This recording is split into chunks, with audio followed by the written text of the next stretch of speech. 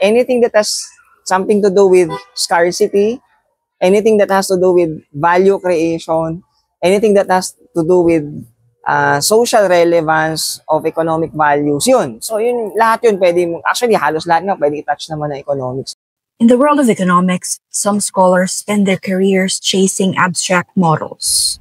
Luisito Chito Abueg, professor at the University of the Philippines and an economist, has taken a different path. His work begins not in equations, but in the textures of everyday life. And from there, his ideas ripple outward, shaping debates in policy, society, and even culture. I got interested in that kasi how would that booming second-hand material ay magkikreate ng market. Pero ang caveat dun kasi, as early as 1960, banned siya.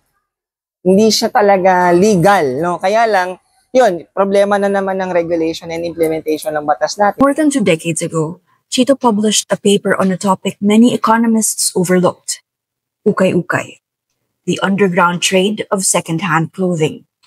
For millions of Filipinos, thrifted clothes still unregulated in the Philippines were not just affordable fashion. They were part of an emerging economy.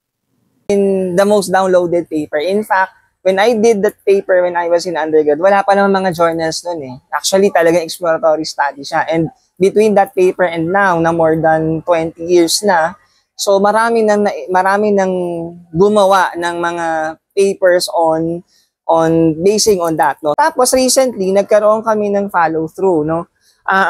Before the pandemic, I was invited by Fashion Revolution. So that's an NGO based in UK. They have a collaboration with the British Council. We had a roundtable discussion also on second-hand clothing. Ukay-ukay represented more than economics. It was an early glimpse into what is now called the circular economy. The idea that extending the life of goods reduces waste, curbs fast fashion, and creates new forms of value. If there are chance to revisit the study, I will do so. Kasi, halimbawa, yun nga, ang isa pang initiative ngayon is upcycling.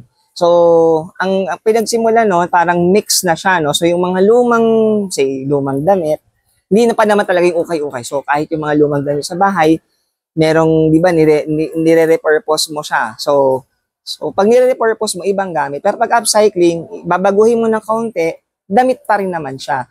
So ngayon, ang upcycling motivations ngayon is yung sa second-hand clothing. Kasi para mabigyan mo ng bagong buhay yung damit.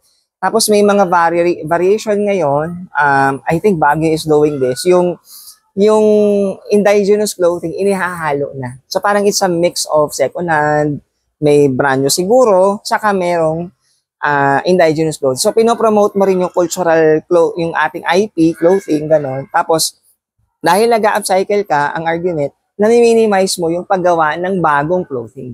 Chito never planned it as a legacy, but decades later, his work is still cited, still inspiring students, influencing fashion thinkers and advocates, and reshaping how a country thinks about thrift and sustainability. If ukay-ukay was an accidental contribution, his research on plastics was more deliberate and arrived at a moment of crisis. So yung una nga ay nagkaroon na acceleration of sorts nung pandemic, no? So mas intense yung use ng plastic kasi nga online lahat ang deliveries natin, online lahat yung purchases natin. Number two, mas intense yung use ng medical implements on plastic. Say yung mga syringe, yung mga tubes, yung mga protective gears natin. And UN also documented that I think nag-triple yung volume ng wastes. Sa Pilipinas, worried ang sectors and advocates on plastic waste kasi nga may momentum siya. Yet for him, the debate was never simply about banning or replacing plastics. Eco bags and paper bags, he argued, often consumed even more resources to produce. The problem was systemic. A web of culture, politics, and policy incentives. Tricky kasi ang regulation ng plastic waste kasi sabi nga ng ilang studies, and even in some undergrad thesis na nabasa ko sa Diliman, sa UP Diliman, may pagka-political ang nature ng plastic waste. In fact, if I may say it, it's the next political good to rise sa context ng Pilipinas kasi naging convenient na talaga, although globally naman na sinasabi, naging convenient talaga yung buhay dahil sa plastic use, single-use bags, etc. Lalo na sa atin, naging part na siya ng culture natin. And if you will ban it all na unilateral, magkikreate ng discomfort. Kaya natatakot yung iba na iba niyan kasi nga mawawalan sila ng boto ng eleksyon. So sa national naman, sinasabing palitan ng paper, palitan ng eco bag. Although ang isa namang concern ay yung production ng eco bag at production ng clothing bags kasi mas intense yung gamit ng chemicals, ng fresh resources, water, etc. to produce those things. So baka nga, saka hindi natin sure kung ginagamit siya lagi. Kasi ang assumption is, pag bumili ka ng eco bag, gagamitin mo siya paulit-ulit. Baka nga hindi. Chito was invited at the UN forums during the pandemic as a panelist, placing the Philippines in context.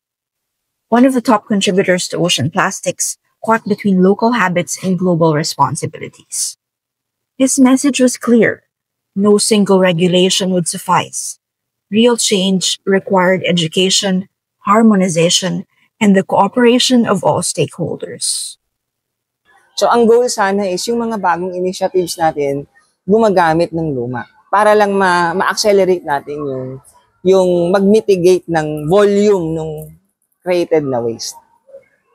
In both ukay-ukay and plastics, Chito reveals what economics can be at its best. Maganda talaga pag kumakausap ka ng yung mga tao, stakeholders mo, kasi a different story is being revealed to you when you talk people from the ground. Yung talagang sila yung nagtitinda, sila yung may hawak ng business, sila yung bumibili, lahat ng stakeholders. As against, you're just looking at numbers. So, he may call his path accidental, but through quiet consistency, he transformed simple questions into insights that continue to move policy and society forward.